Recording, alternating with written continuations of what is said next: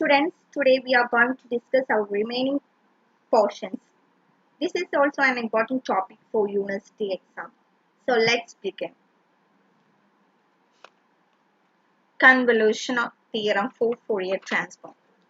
Before we have to know what is convolution. The convolution of two functions f of x and g of x over the interval minus infinity to plus infinity is given by f of x star g of x.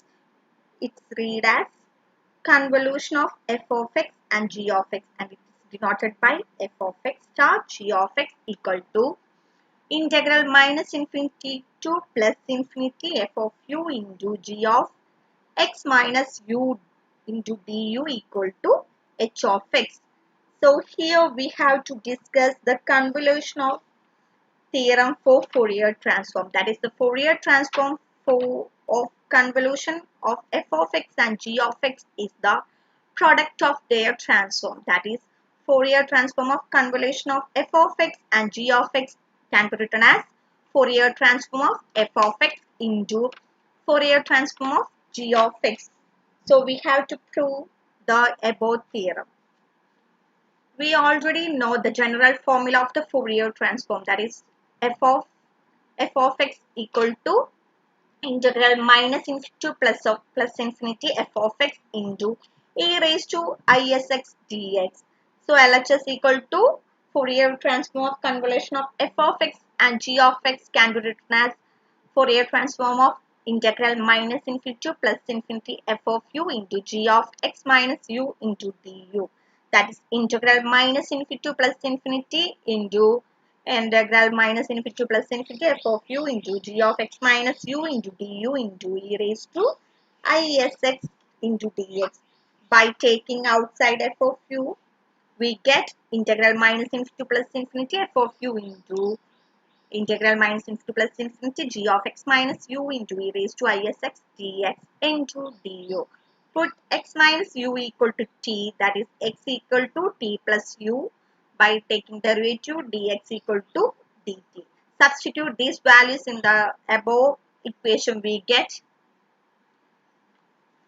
integral minus infinity to plus infinity f of u into integral minus infinity to plus infinity g of t into e raised to is t plus u into dt into du, and rearranging the function of x and function of t separately and using the property of definite integral, we get integral minus infinity to plus infinity f of x into e raised to isx dx into integral minus infinity to plus infinity g of x into e raised to isx dx. That can be written as Fourier transform of f of x into Fourier transform of g of x, that is the Fourier transform of convolution of f of x and g of x equal to the product of Fourier transform of their transforms. So LHS equal to RHS. So we prove.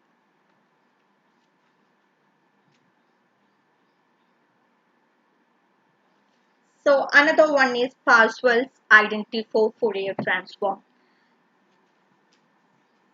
If Fourier transform of f of x and g of x are the f of s and g of s respectively, then we have two identity. That is, first one is 1 by 2 pi integral minus infinity to plus infinity f of s into g dash of s ds equal to integral minus infinity to plus infinity f of x into g dash of x into dx, where g dash of s is the complex conjugate of g of s and g dash of x is the complex conjugate of g of x.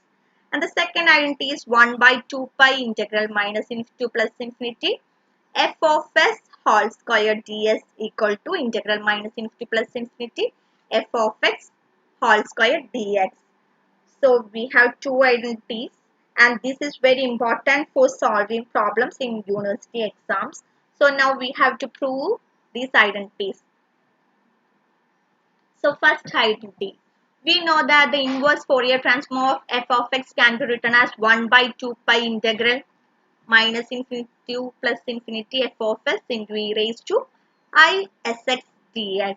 So by using this, we get first identity RHS equal to integral minus infinity to plus infinity f of x into g dash of x dx, By substituting the value of g dash x, we get integral minus infinity to plus infinity f of x into 1 by 2 pi integral minus infinity to plus infinity g dash of s into e raised to isx dx into dx. By taking outside 1 by 2 pi, and we get 1 by 2 pi integral minus infinity plus infinity g dash of s into integral minus infinity plus infinity f of x into e raised to isx dx into ds.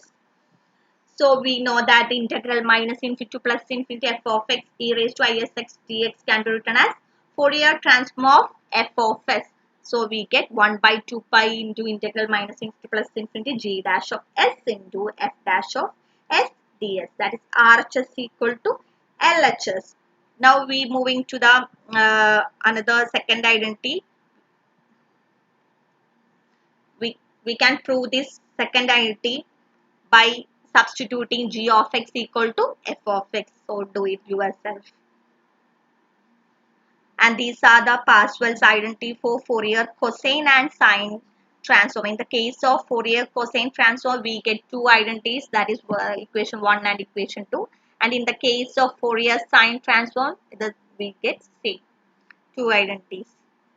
And these are the Parseval's identity for Fourier cosine and sine transforms. Thank you.